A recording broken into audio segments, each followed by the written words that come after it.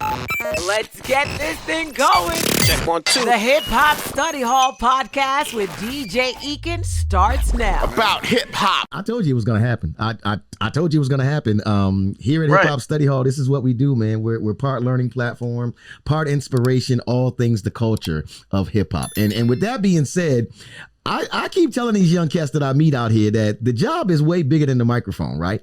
And this brother right here, I have known him for a while. I have watched his work. And I just been a fan of the things that he's doing, and I couldn't wait to get him here on the pod to talk to him, man. My man, Carlos Scott. Let me get this right, too. PR marketing executive over at Envision Marketing, Inc., the VP of Marketing and Corporate Partnerships based out of Atlanta, Georgia. How you doing, man? Great. How you doing? Man, I'm great.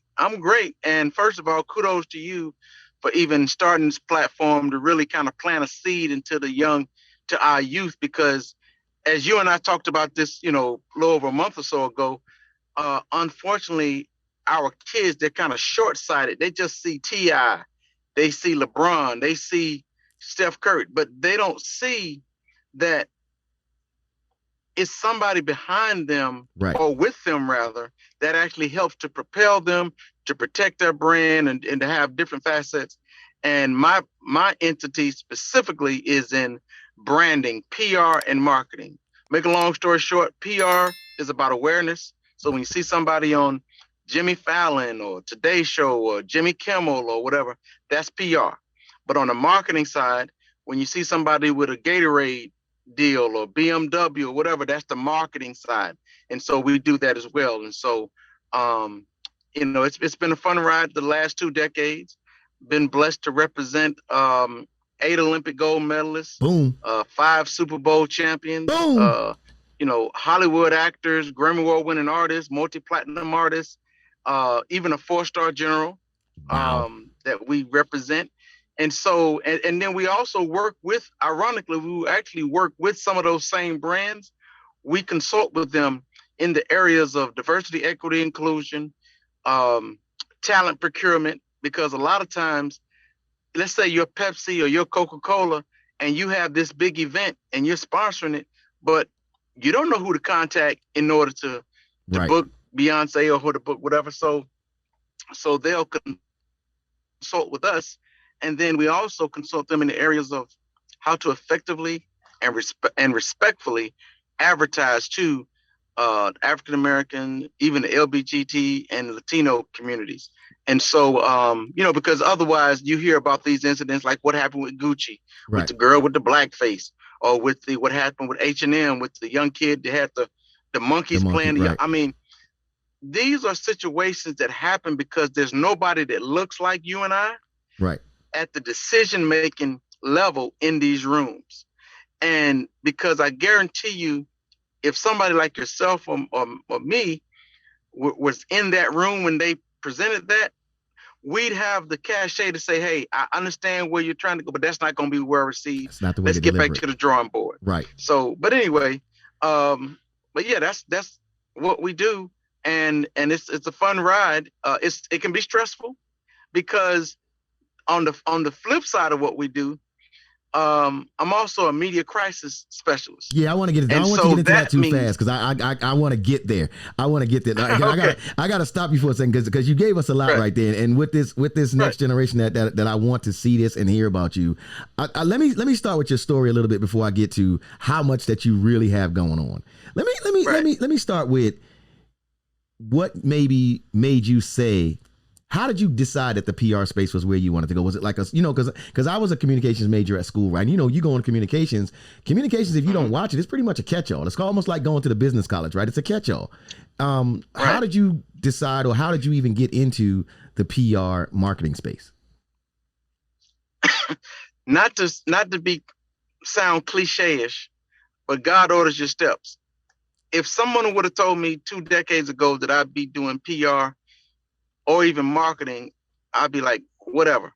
But I will say this: I was the talent before I started representing the talent. Okay. I was a star athlete in high school, football, basketball, ran track, baseball, cross country, and all that, and had aspirations of going to the next level. I was in a car accident, almost lost my life, and that changed the trajectory of my life, but in a good way. I ended up passing my physical, and my ROTC instructor asked me to consider going to the military. And so I went to the Air Force. I got a chance to play for our Air Force team. I was the quarterback of our team that went to the championship. I was the point guard on the basketball team. Where were you stationed? Where were you stationed at? Over in England at Upper Hayford. Bruh, that's a small world, because I got some Upper Hayford ties. RAF Crowton over there. Yeah, Alconbury, Mildenhall, Lake and Heath, Greetham Common. I know I just brought you back to something right. We can talk about that later, but I got some English, some UK ties. Wow. I don't want to have to bring it to you right quick, because I got some UK ties, but that just shows you how small the world really is. Wow, that's crazy. Yeah. But so anyway, I ended up opening up for Mary J. Blige. Ironically, the first person I opened up for actually was R. Kelly. Wow. His first album came, and I started, I was part of a production group. And you know how the business works.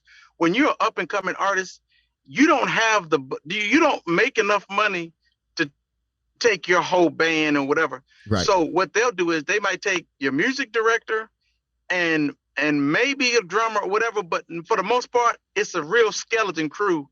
And then they hire out background singers, a bassist, background singers, or whatever. So I hooked up with a production company that they actually come to where I should sing at, and one of the places called Moonlighting. And so very popular place. Mike Tyson, Michael, everybody's been there. And so from there, they presented me the opportunity. In London, England? In London. Well, yeah. lady, what's her name? The lady that ran that joint. I'm sorry, I'm telling you things that I know that you probably like. How does he know these things? How does he know these things? Yeah, and then the African guy that was like royalty or whatever, that was the host or whatever. We know some people. Let me tell you how smart this world is, so I can let you get on with this story. You know Clay from Grand Hustle? If you know Clay from Grand Hustle, talk to Clay about Greetham Common. Because Clay know about some UK action over there. Clay know about Greetham Common. Clay know about the UK. Clay know about Moonlight. And I'm going to just leave that right there, okay? Now, you want to talk about how small the world is? Just when you get time, make that call and ask that question. I could tie this all together for you, but that's another conversation. But go ahead with your story. So I opened up for Mary J. Blige. Okay. And here's talking about the world coming full circle. H-Town was also on the ticket. And at the time, my oldest sister, was the head of PR for Luke Records. Wow. So they had a group called H-Town. I remember them. Body rocking, knocking the boots. Yeah. So anyway, I meet the Mary J. Blige's tour manager from Uptown MCA. And he told me, he said, hey, look, man, you got some chops on you, got talent. If you ever come back to the world, they used to call the United States the world, come back to the world, reach out to me, and whatever if I could do for you, I'll do. I meet Gerald Levert at Moonlighting one night. Yeah, England was kind of that deal. You could run into a lot of people that be happy to run into some brothers from the States. Right. And so after they had a concert there, and so they came there. It's kind of like their after party. So when I got a chance to meet people like that, I didn't care about the groupies. I didn't care about the cars. I wanted to know any advice you could give me. Right. And Gerald Levert told me something that I hold on to today, and I tell that to other artists. He said, well, man, if you really want to make it in this business, you can't be a one-trick pony. And I'm looking at him like, okay, what do you mean? And what he meant by that was, he said, you got to be a songwriter. You got to be a producer. You got to manage acts. You got to do, because if you only sing, then you're putting all your eggs in one basket. Right. So that means that your level of success is, you have a very short window. But if you also write, if you also produce, if you manage artists, if you choreograph, if you do background vocals or whatever, you have more areas, because it's all about, his thing was all about just getting your foot in the door. Right. And my foot in the door was as a songwriter. Gotcha. I signed a deal to write songs under a subsidiary of one of A&M Records, of their publishing arm. Gotcha. And so, and that was through Mary J. Blige's former tour manager, who hooked me up with it. You know how it is. One of his friends in LA that was looking for talent. People that know people. I got back to the States, and I was at Eglin Air Force Base in Florida, and I signed a deal. They gave me more money than I'd ever made in the last 2 years and combined, and that's when I knew it was real. Right. And so they were very supportive of me, so they let me out. I got honorable discharge, got all my benefits, the whole nine. And unfortunately, almost a year and a half later, the company went bankrupt. Wow. And the parent company was not going to put any more money into, because they were operating out of it's just a whole. It's the business. It's crazy things story. That can happen in the business. But what happened? The